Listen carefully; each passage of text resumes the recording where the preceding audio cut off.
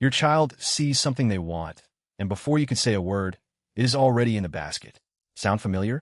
What if, before that moment even happened, your child had already made a plan and stuck to it? That is exactly what the budget envelope game trains them to do. It is not about saying no.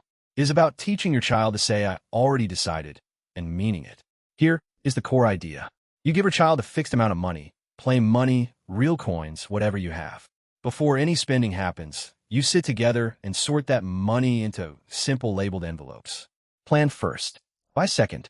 That sequence is the whole lesson. Why does the physical, hands-on part matter so much? Piaget's widely accepted research on how children think tells us that kids roughly between ages 7 and 11 learn best through active, practical experiences with real, tangible objects. Abstract ideas like a budget go over their heads, but sorting actual coins into an envelope they can touch, that lands. And the OECD, which tracks financial skills in young people around the world, lists planning and managing money as one of the core building blocks of financial literacy. This is not a cute craft project. It is a foundational skill started early in a way children can actually grasp. So let's build it together. Step 1. Pick your categories. The classic starting set is 3 labels: spend, save, and give. But you can adapt them to your child's real life. Treats, games, gifts for others. Use words your child already uses. The more it feels like theirs, the more they will care. Step 2. Let your child make the envelopes. Decorate them, color them, write their name on them. This is not filler. When a child puts their own hands into making something, they feel ownership over it. And ownership means they will actually follow the rules. Step 3. Sit down together with the money and decide, together, how much goes into each envelope. Resist the urge to tell them the right answer. Ask questions instead. If you put a lot in treats now, what happens to your save envelope? Let them feel the trade-off. That tension is where the real learning happens. Step 4, and this one is critical.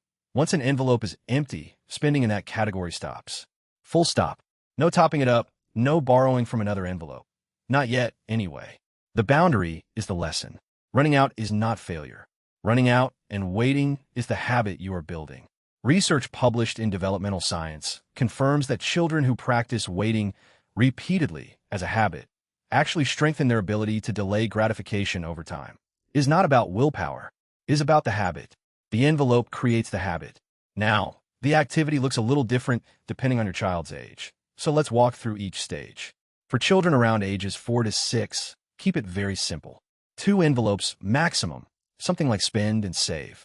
Use physical coins so the amount is something they can see and feel all at once. Do not worry about getting it perfect. At this age, the point is the ritual. We sort before we spend. For children roughly 7 to 11, you can add a 3rd or even 4th category. This is also a great age to introduce a short-term saving goal, something specific your child actually wants. Maybe it takes 3 weeks of saving to get there. That concrete target makes the save envelope feel purposeful rather than pointless. For children around 12 to 14, hand the wheel over. Let them choose their own category labels and decide their own amounts. Your job becomes the conversation partner, asking things like, what happens to next month if you spend everything now?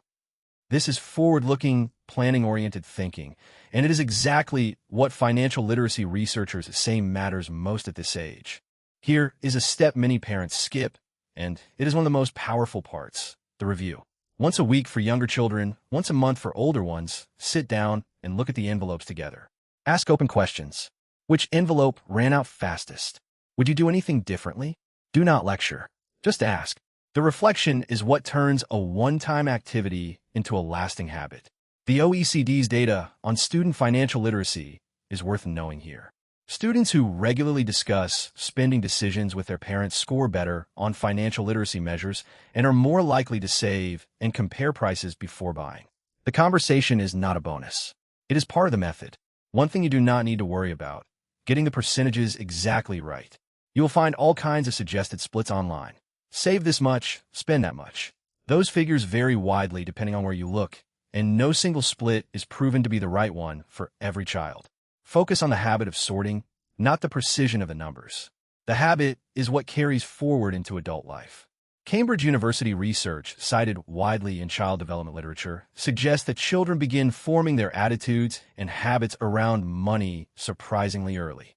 So starting this kind of practice while your child is young, even if it is messy and imperfect, matters more than waiting until they are older and supposedly ready.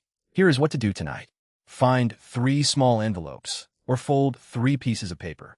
Write one simple label on each. Give your child a handful of coins or plain money. Sit down together, and before anyone spends anything, sort the money together. That is the whole game. That one moment, repeated regularly, is how a habit is born. If this helped you, subscribe to Little Money Habits so you never miss a practical activity you can use today. We are here every week with ideas your child can actually feel, touch, and learn from.